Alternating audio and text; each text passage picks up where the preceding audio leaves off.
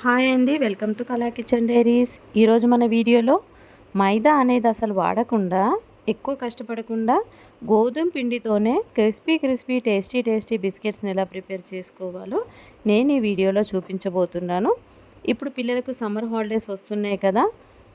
మనం బయట నుండి ఎన్నో రకాల స్నాక్స్ అయితే కొంటూ ఉంటాం. కానీ అందులో ఏం కలుపుతారు, ఎంత క్వాలిటీ ఉంది మనకైతే తెలియదు.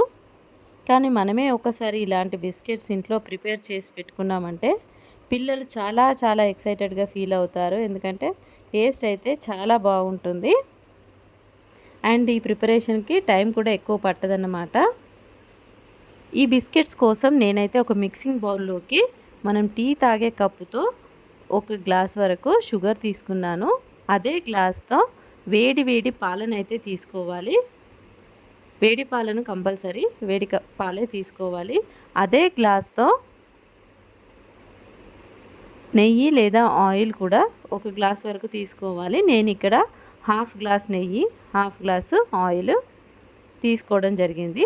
నెయ్యి ఫ్లేవర్ ఇష్టం ఉన్నవారైతే మొత్తం నెయ్యి కూడా తీసుకోవచ్చు. టేస్ట్ అయితే చాలా బాగుంటుంది అట్లా. ఇప్పుడు షుగర్ అంతా కరిగిపోయేలాగా కలుపుకున్న తర్వాత నేను ఇందులోకి ఒక 2 గ్లాసుల వరకు, మనం ఏ కప్పుతో అయితే మెషర్ చేసామో అదే గ్లాస్తో 2 గ్లాసుల వరకు గోధుమ పిండిని అయితే వేసి స్పూన్తో ఇలా కలుపుకోవాలి.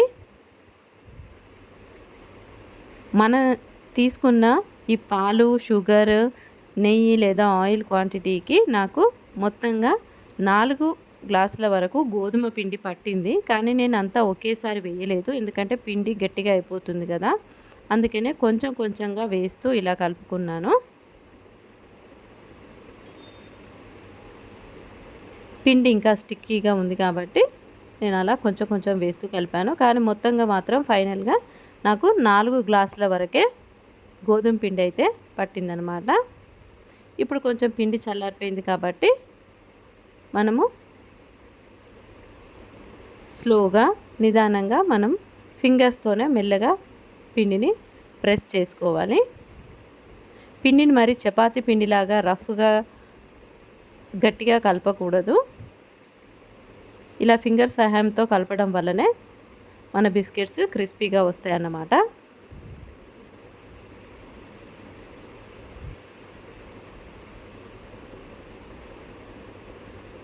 ఇలా పిండి అంతా చూడండి చక్కగా కలుపుకున్న తర్వాత ఇందులోకి కొంచెం ఇలాచీ పౌడర్, ఒక్క చిటికెడంతా సాల్ట్.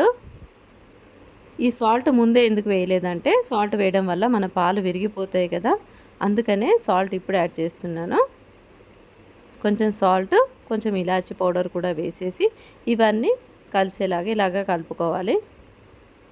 ఇప్పుడు ఒక మూత పెట్టేసి ఒక పావు గంట వరకు మన పిండికి రెస్ట్ ఇచ్చామంటే పిండి సాఫ్ట్గా అయిపోతుంది.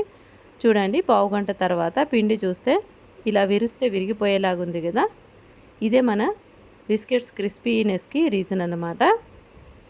ఇప్పుడు పిండిని చిన్న బాల్స్ లాగా తీసుకొని మన చపాతీ పీట పైన పెట్టేసుకొని, మనం ఇక్కడ ఏం పొడి పిండి, ఆయిల్, నెయ్యి ఏది అప్లై చేయాల్సిన పని లేదు. మనం చపాతీ కర్రతో ఇలా కొంచెం మందంగా చపాతీలాగా ప్రెస్ చేసుకున్న తర్వాత మన ఇంట్లో ఉంటాయి కదా, ఏదైనా బాటిల్ క్యాప్ అలాంటివి తీసుకొని ఇలా సర్కిల్స్ లాగా కట్ చేసుకొని మన ఎక్స్ట్రా ఉన్న పిండి అంతా కూడా తీసేసుకోవాలి. చూడండి, అదే మూతతో ఇలా బిస్కెట్స్ పైన కొంచెం కర్వ్ షేప్ లాగా ఇలా లైన్స్ వేసి పెట్టుకోవాలి. బిస్కెట్స్ చూడడానికి చాలా అట్రాక్టివ్గా ఉంటాయన్నమాట. అచ్చం షాప్లో కొన్నట్టుగా కనిపిస్తాయి చూడండి. ఇప్పుడు ఎక్స్ట్రా ఉన్న పిండి అంతా కూడా తీసేసి మళ్ళీ మనము బిస్కెట్స్ ప్రిపేర్ చేసుకోవచ్చు. చూడండి, బిస్కెట్ ఎంత బాగా కనపడుతుంది కదా చూడడానికి.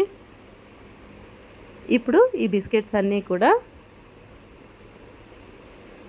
రెడీ అయిన తర్వాత స్టవ్ ఆన్ చేసి కడాయి పెట్టి మన డీప్ ఫ్రైకి సరిపడా ఆయిల్ హీట్ అయిన తర్వాత, ఆయిల్ మరి ఎక్కువగా హీట్ అవ్వాల్సిన పని లేదు, కొంచెం మీడియంగా హీట్ అయిన తర్వాత మనం ప్రిపేర్ చేసుకున్న బిస్కెట్స్ అన్నీ కూడా ఆయిల్లో వేసుకొని లో ఫ్లేమ్లో రెండు వైపులా బ్రౌన్ కలర్ వచ్చేంత వరకు ఫ్రై చేసుకోవాలి. చూడండి ఎంత టెంప్టింగ్గా కనిపిస్తున్నాయి మన బిస్కెట్స్. ఇలా ప్రిపేర్ చేసుకుంటే బిస్కెట్స్ చాలా క్రిస్పీగా వస్తాయన్నమాట. లో ఫ్లేమ్లోనే ఫ్రై చేసుకోవాలి ఎప్పుడైనా. హై ఫ్లేమ్లో ఉంటే కలర్ వస్తుంది కానీ క్రిస్పీనెస్ ఉండదు.